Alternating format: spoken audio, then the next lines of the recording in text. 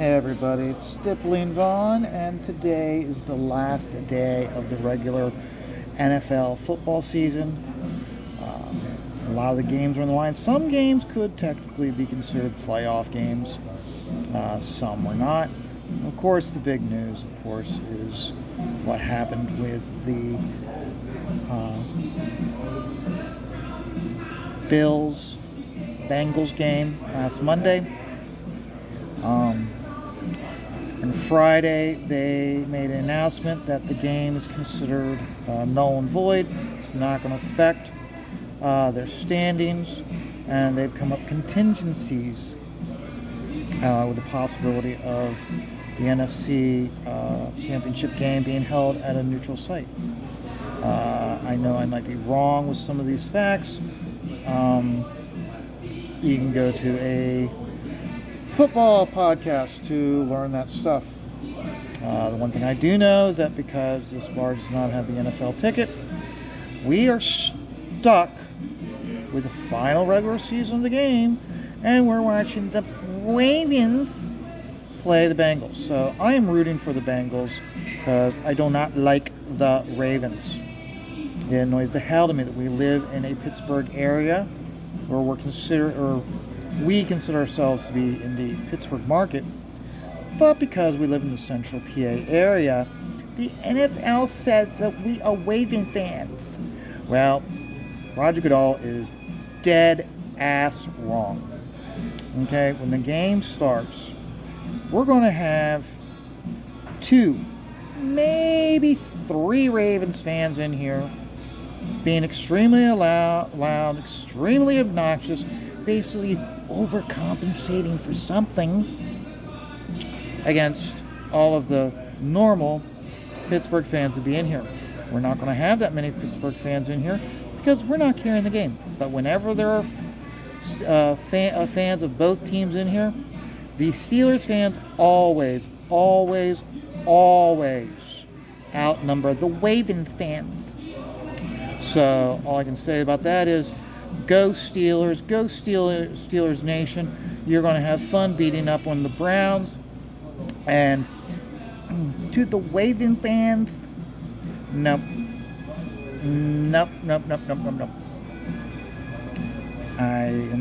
It becomes very annoying when you have, like I said, the 3 Ravens fans in here having to be so loud because there's no one else in here who's a Ravens fan. Everyone else in here is a non-Ravens fan, and they have to overcompensate for something. I wonder what that is. Back into comicsgate news. We had our first episode of the chat last night for 2023. It was very enjoyable. Discovered that where Danger Vanessa lives, she does not have access to Ollie's. That is a discount store chain that sells like liquidation from other stores, and she does not have one where she lives. And as she put it, she goes, "You don't know what you miss until it's not there," and she does not have a Ollie's where she lives. So I feel bad for her. She is deprived. Now Ollie's, take it or leave Ollie's, but one thing that was really nice about Ollie's is that when they started carrying trade paperbacks from Marvel and DC, and they're carrying them dirt cheap, made it real easy to get trade paperbacks of books that you missed out on or you just didn't have the interest. There was one book that I grabbed from Ollie's quite a few years ago. I believe it's called like Salvation Run or something. It was basically DC decided to take all of the villains on Earth and transport them to another planet, and the villains had to survive there. And it was an interesting story how the villains automatically separate into different factions to survive. And of course the big reveal was that the planet was a training ground for parademons for Darkseid. And of course, eventually at the end of the series, all the villains escaped the planet. But I found to be a very interesting story, and of course the artwork being done by Sean Chen made me even more interested. Had Sean sign it the following year after I got that, when I saw him in Baltimore, and I asked him, I said I left the sticker on it, and I said, hey, I got this at Ollie's. Did you get royalties from this? And he was the one who really pointed me in the direction back in the day how DC still makes certain that the creators of books get credit when they reproduce this stuff in trade paperback format. So that's good to know that if they ever reproduce it again, he'll be getting a check for his work on the book. And it's one of the things really, before really the implosion of the mainstream comic books, it really was pushing me more towards DC, because of the fact that I was learning how DC was doing much more to take care of and compensate creators for their work, much more so than Marvel ever has. I mean, you take a look how they talk about all the time about how when Endgame came out, how it was basically the entire thing circled around Thanos, and same thing with Infinity Wars, all circled around Thanos, and they weren't giving any monetary compensation to Jim Starlin when it was his character he created, and most of the story was coming from the comic books he did. So that, again, was really pushing me more and more towards being a DC guy, because I like the fact that they're doing their best to compensate the creators. Now, we all know from stories from Ethan and specifically from Graham how they still do their best to screw the creators out of their monies, out of their royalties, but push comes to shove, they bow down. Perfect example also is on Hulu. They had a person did a documentary about Bill Finger and how he created Batman along with Bob Kane. And at the end of the documentary, it was just before the Superman Batman movie was coming out, and how the remaining family of Bill Finger met with Warner Brothers about getting royalties from Batman. And the way the documentary presented it was they were very iffy, not thinking that they were in for like a long, hard fight, this, that, and the other thing. And DC barely put up any fight and gave them the rights they deserve, the credit they deserve. And as a result, now, whenever you see a Batman book being published, it says Batman, created by Bob Kane and Bill Finger. I think that also means that anything being republished. So if they redo The Dark Knight, it now has to say, where in the past it just said Batman created by Bob Kane, it now has to be reprinted stating that it's by Bob Kane and Bill Finger. Which again, it just shows how DC acknowledges that these were the creators that made the characters, and it gives them the ability to profit from this. As a result, they do not put much of a fight, and they do what they have to do to take care of the creators and to have good press. Another perfect example is how Graham Nolan, when they came out with this most recent Jason Patrick Batman movie, they gave Graham and Chuck credits at the end of the movie. They were giving credits that their Penguin stories were used to create the story. So now they didn't give Graham any monetary compensation for it, but it's a start. I think another thing would have been a great start would have been if they had contacted Graham and had him do a cover, even if it was a variant cover for an upcoming Batman story that was being released in conjunction to the movie. It all starts with these little things, though, that make things matter in the end. The reasons why I'm talking about this stuff is Ethan has just been awarded the trademark for comicsgate. Now, comicsgate started as a fan movement, and fans basically saying to the mainstream, hey, the stuff that you're producing is garbage, and we don't like what you're doing. You have to say that the day comicsgate as a fan movement ended and became a competitor to the mainstream was when they released Jawbreakers. That's when they changed from no longer just being a fan movement to being a competitor. And you think about how Marvel and DC, they've been instead of listening to the fans and considering what the fans had to offer, they doubled down on their wokeness and kissing the ass of these SJ Warriors to produce more and more crappy books. Ethan now having the trademark, that's a big deal.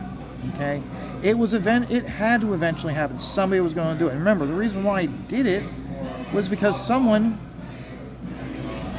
was stating that they had the trademark in an attempt to try to take down comicsgate.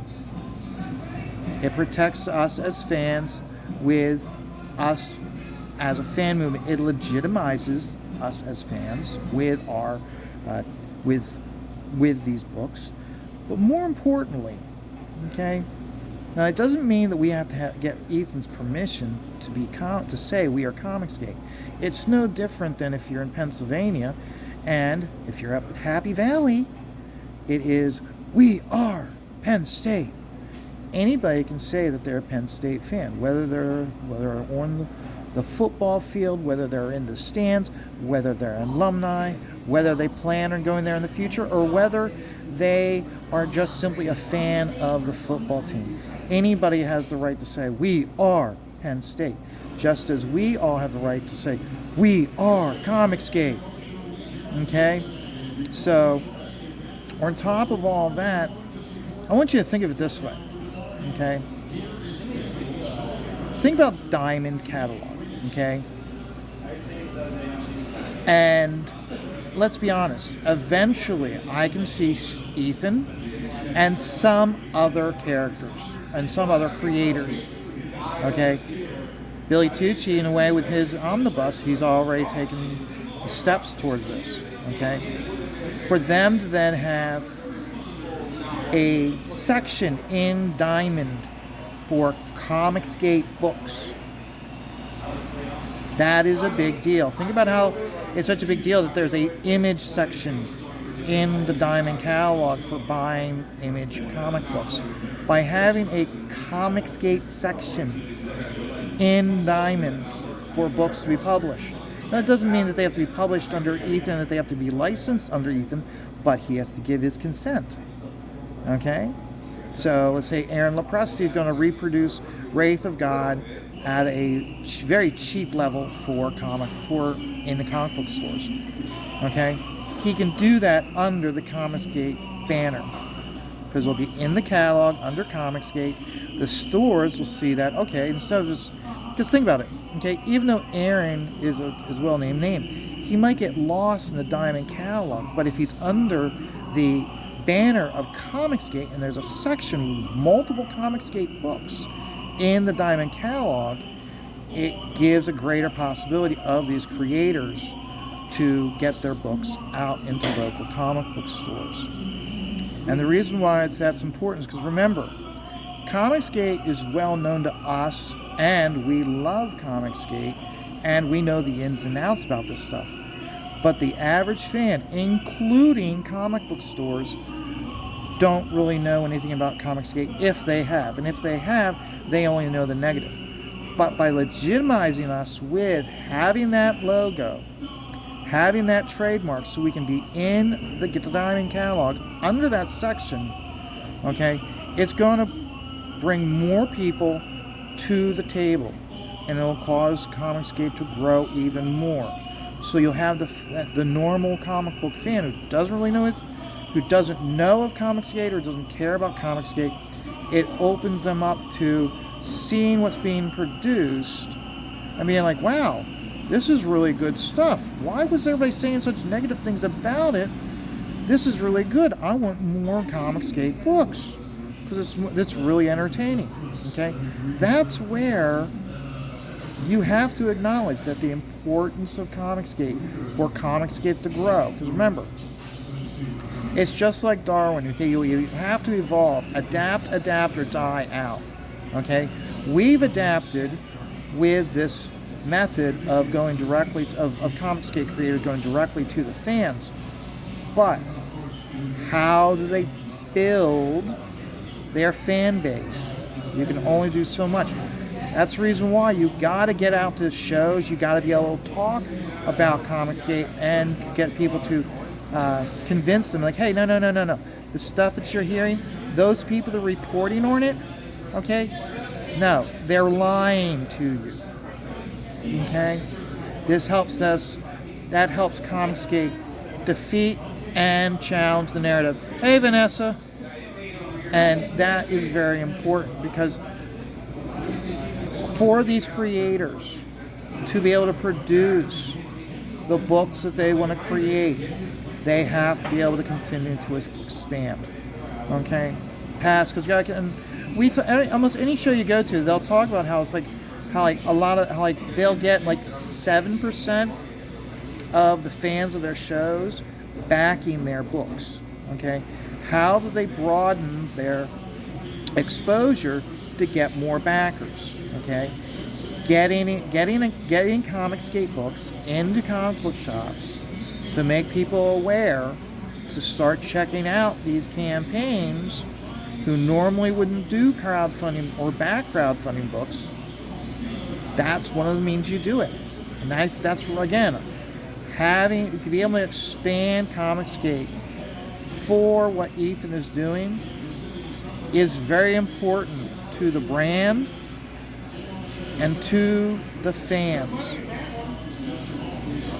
So that's my 2 cents on it. I feel very strongly about it and one thing you could say that I'm living in the past with trying to get books into comic book stores. I don't look at it as living in the past.